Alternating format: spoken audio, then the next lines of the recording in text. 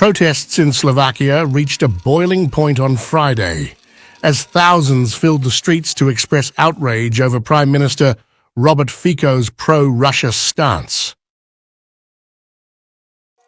What began as an anti-government demonstration quickly transformed into a spectacle of divided opinions, with both opponents and supporters of Fico's policies rallying in the Slovak capital and across the country. The catalyst for the unrest was Fico's controversial trip to Moscow before Christmas, where he met Russian President Vladimir Putin. The timing, amid Ukraine's ongoing war with Russia, exacerbated tensions. It's unacceptable, said Lucia Stasilova, an organizer from the Peace to Ukraine group, addressing the crowd in Bratislava. Chants of "We're ashamed of Fico" rang out in the streets. On the other side of the city, a car rally in support of Fico's outreach to Russia was also gaining momentum.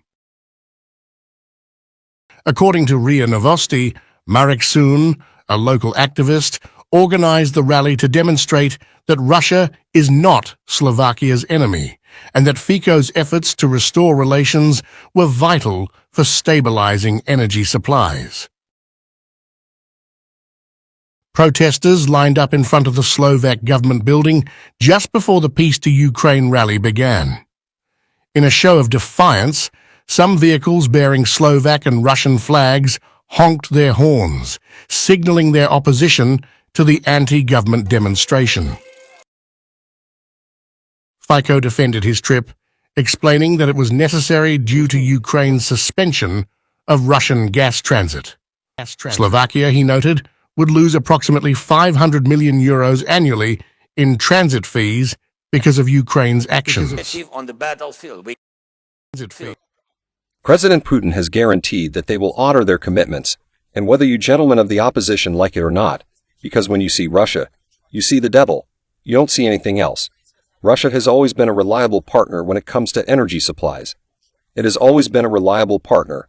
Russia has never deceived us, unlike Ukraine.